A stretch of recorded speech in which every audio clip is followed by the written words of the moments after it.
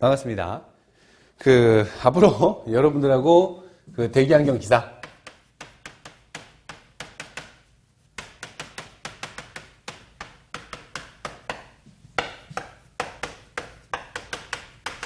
필답형 주관식 강의를 맡게 된 강사 최혁재입니다.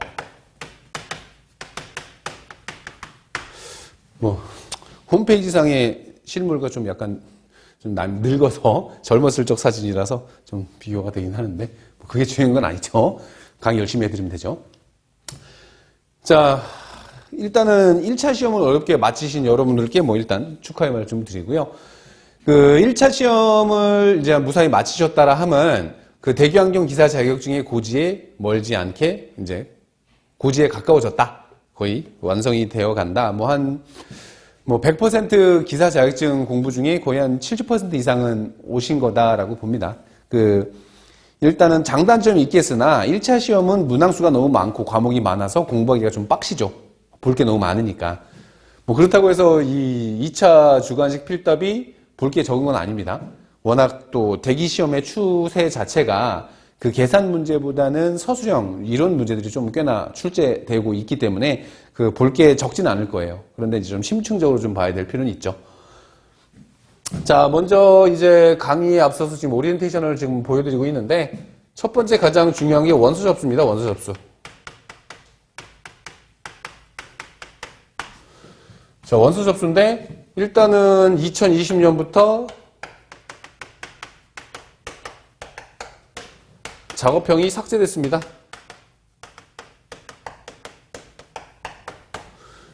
작업형이 삭제되고 필답형 문제로만 100점, 100점으로, 100점 만점, 100점으로 출제가 되는 걸로 이제 정해져 있고요.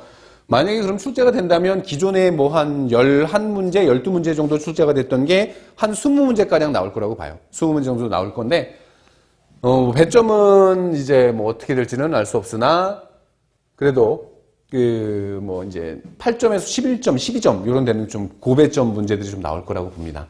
자, 됐고요. 2020년부터 작업형이 삭제됐기 때문에 원서 접수가 기존만큼 그렇게 힘들진 않을 겁니다. 힘들진 않을 건데, 워낙 요즘에 공단 측에서 고사장을 좀 적게 잡아놔요. 비용 문제가 있는지 모르겠는데, 고사장을 돈을 주고, 학교, 일반 고등학교나 중학교를 빌려서 쓰는 건데, 학교 측에서 워낙 일반인들이 들어가면서 좀 많이 훼손시키나 봐요. 장비나 모르겠는데 하여튼 그런 것 때문에 고사장을 잘 안 내주려고 그래요. 요즘엔. 그러다 보니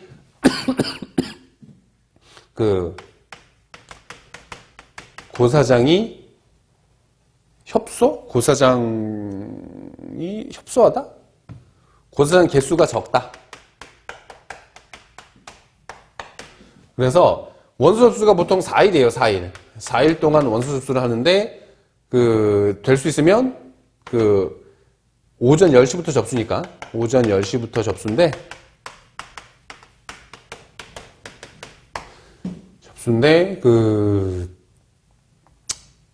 일단 초반에는 좀 접속이 좀 어려울 수 있어요. 초반에 접수가 어려울 수 있는데 일단은 최대한 좀 빨리 접수하시는 게 좋아요. 좀 까먹고 있다가 좀 늦게 접수를 하게 되면 내 집 주변에 좀 가까운 고사장에서 시험을 봐야 되는데 좀 멀리 가야 된다든지 이런 애로사항이 생길 수 있으니까는 최대한 접수 시작 여기 땅 하면 빠르게 접수. 빨리 접수하세요. 빨리 접수해 주세요. 빨리 접수하시는 게 좋고요. 빨리 접수할 수 있는 방법이 공단에서 제시한 게 뭐가 있냐면 원서 접수, 사전 입력 서비스가 있어요. 이게 제가 카페에도 이 사전 입력 서비스에 대해서 자세하게 좀 적어놓은 글이 있으니까 카페 글을 확인하시면 되고요. 이게 무슨 소리냐면 우리가 필기 원서 접수할 때도 어떤 것들을 입력을 했으냐면 로그인을 하면 원서 접수로 들어갔을 때 기본 학력상, 경력상 또 공부 기간 이런 좀 접수와는 전혀 상관없는 우리는 원래 고사장 선택하고 결제하면 되는 건데 그게 아니라 그 전에 좀 미리 그 전에 해야 되는 귀찮은 기본적인 사항들이 있어요. 그런 것들을 사전에 입력하는 서비스를 해주겠다라고 하는 게 있는데 원서 접수 4일 전 14시부터 가능해요. 그래서 원서 접수 4일 전에, 4일 전에 12시, 14시, 오후 2시죠. 오후 2시 이후에 접속하셔가지고, 먼저 원서 접수 사전 입력 서비스라는 란이 있어요. 그 원서 접수란에 들어가면 사전 입력 서비스를 클릭하는 곳이 있어서 클릭해서 들어가면 동의하고 클릭하고 하는 게 있습니다. 그래서 고사장 선택 빼고, 고사장은 아직 열린 게 아니니까, 고사장 선택을 빼고 미리 사전 입력을 한 다음에 로그아웃을 해놔요. 그래서 접수 당일에 로그인 후 마이 페이지에 들어가면 되죠. 마이 페이지. 자, 이 사전 입력 서비스를 했다면 접수 당일날 원서 접수로 들어가지 마시고 바로 마이 페이지로 들어가시면 돼요. 그래서 그 마이 페이지로 들어가시면 접수 과정인 게 있어요. 결제를 아직 안 했죠. 결제를 한 게 아니기 때문에 마이 페이지에 접수 중인 그 원서가 떠요. 그래서 거기에 그냥 접수하기 클릭하면 바로 고사장 선택으로 넘어갑니다.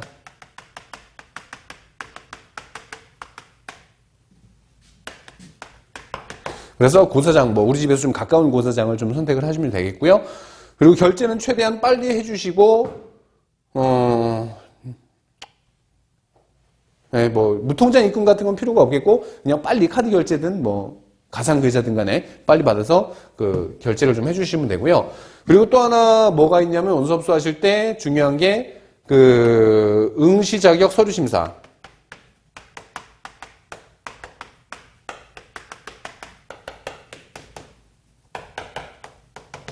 뭐 1차 때부터 제 수업을 들었던 분들은 제가 1차 원서 접수할 때 응시 자격 서류 심사를 먼저 제출하세요라고 1차 필기 원서 접수할 때 같이 해줄 수 있거든요. 요게 응시 자격 서류 심사라 하면 재학 증명서나 또는 졸업 증명서, 졸업 예정 증명서 이런 것들이나 경력 증명서,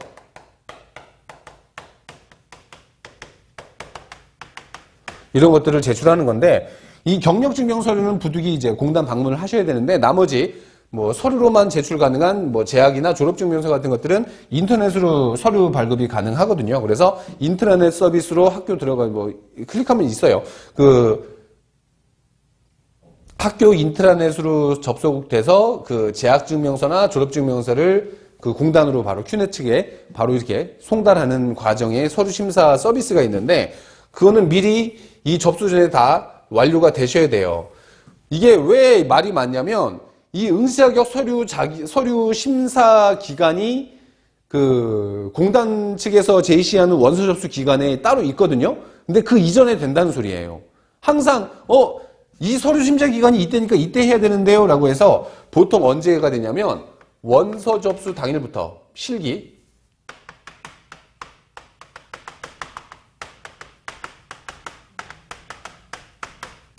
당일부터 대략 한 일주일 정도의 기간 동안에, 일주일에서 열흘 정도의 기간 동안에 서류 심사 기간이 있어요. 근데 이때 서류 접수를 하게 되면 처리하는 시간이 걸리기 때문에 접수 당일날 고사장을 고르질 못해요. 이 창을 못 넘어가요. 서류 심사가 완료되어야 사전 입력 서비스부터 다 할 수 있거든요. 아예 서류 심사가 되어 있지 않은 상태에선 이 원서 접수 사전 입력 서비스 자체가 안 된다는 거예요. 하기 때문에 반드시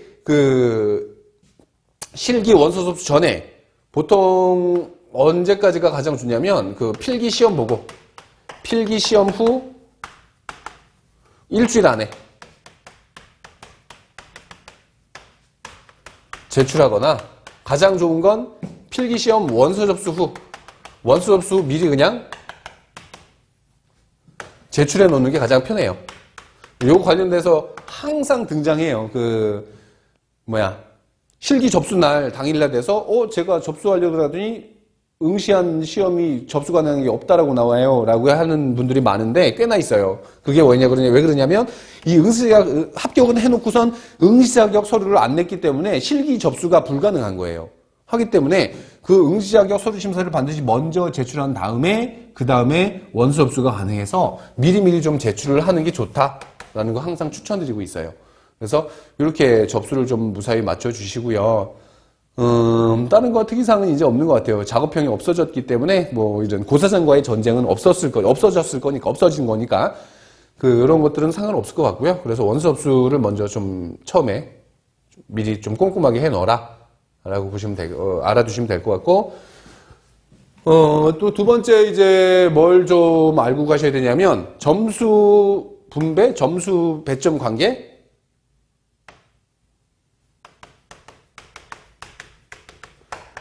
점수 배점도라고 할까요? 점수 배점도. 어느 과목에 좀 출제 경향이 좀 큰가? 작은가? 그런 것들을 좀 한번 알려드릴게요. 자, 우리가 공부하는 과목이 5과목이죠? 개론, 연소, 방지, 그리고 공정이나 법규를 좀 같이 묶어봤어요. 이렇게 5가지. 하나, 둘, 셋, 넷, 5 과목인데, 산업기사 시험에서는 연소고가 빠지지 않나요? 네, 빠집니다. 그런데 그 연소 문제가 방지기술 포함돼서 나와요. 주간지까지 나오기 때문에 반드시 알아야 됩니다.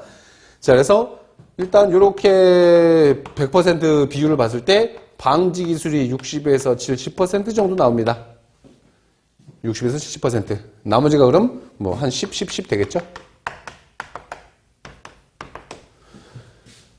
원래 이 기존에는 연소도 대략 한 20에서 30, 원래 20에서 30% 정도가 나왔었어요. 원래는.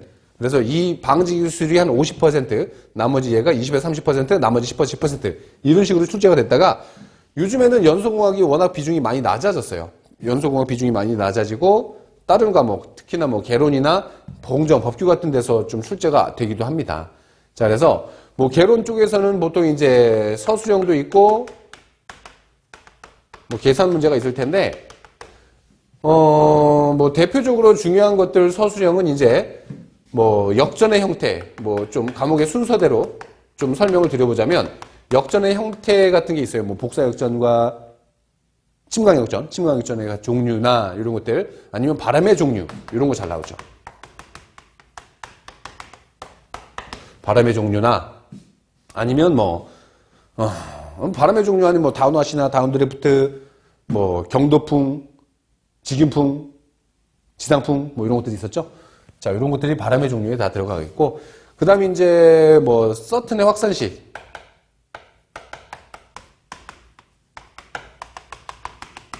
확산식이나 가우시안 방정식,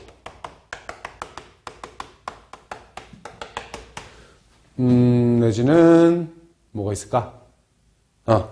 모델링의 종류,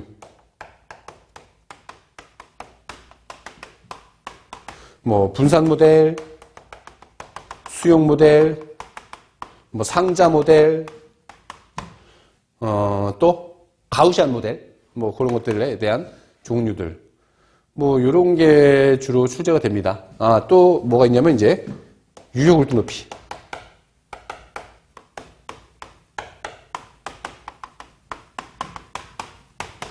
H나 가우시안 방정식, 서튼의 확산식은 뭐 Cmax와 Xmax 같은 것들이 있었죠. 이런 것들이 이제 개론에서 주로 출제되는, 꼭 봐야 되는 내용들 중에 하나. 이런 것들이 주로 나오게 되고요. 연소에서는 이제 뭐 연소의 장단점, 뭐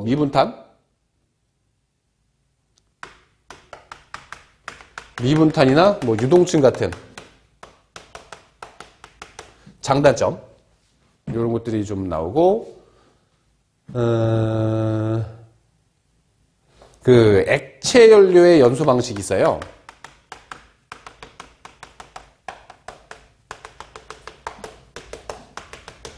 그 고체나 기체 연료의 연소 방식은 잘 안 나와요. 이 액체 연료의 연소 방식이 주로 나오면서 뭐 유압식, 회전식, 고압식, 저압식, 뭐 건타입 뭐 이런 것들이 있는데, 그런 것들이 좀 나오기도 하고요. 아니면 연소의 형태,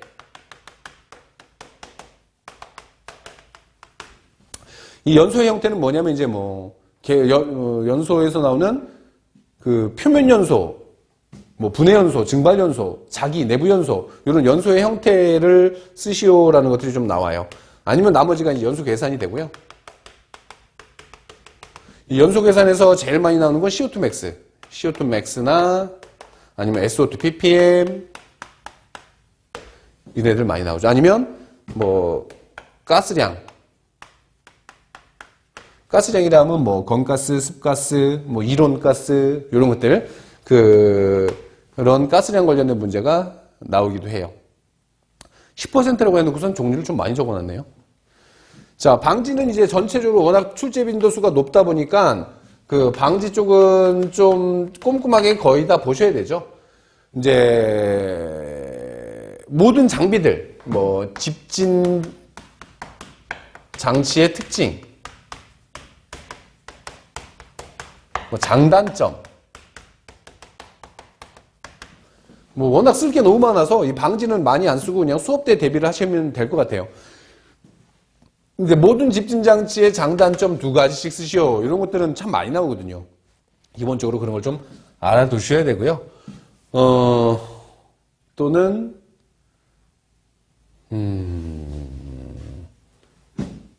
그, 집진장치의 계산. 중력 집진장치에서도 계산 문제가 VG 공식이나 이론 효율 공식 같은 것들이 있었죠. 그리고 원심력. 원심력 집진장치에서는 분리계수나 DP50 이런 애들이 많이 나오죠. 그 다음에 많이 나오는 게 이제 여과, 백필터. 그래서 백필터의 개수나 먼지부하, 더스트 로딩, 먼지부하 값, 압력 손실 같은 문제들이 좀 나오죠. 자, 전기에서도 이제 실제 효율 기준, 도이치 앤더슨식, 이나 집진판의 개수, 이런 문제들이 꽤나 나와요. 자, 그 외로도 동력 공식이나 압력 손실 공식, 이런 것들 기준으로 좀 워낙 볼 게 너무 많아서, 얘네들은 꼭, 일단 이 집진장치의 특징만으로도 볼 게 확 늘어나죠. 그 장단점들 2가지 이상씩은 좀 알아둬야 된다. 그리고 또 시험만 많이 나오는 거 또 있죠. 물리적 흡착.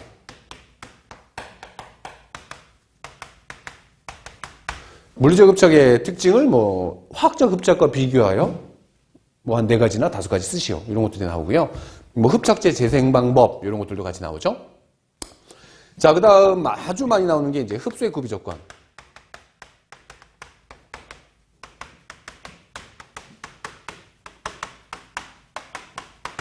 이 흡수의 구비 조건 내지는 흡수제 구비 조건 이거 아주 많이 나옵니다.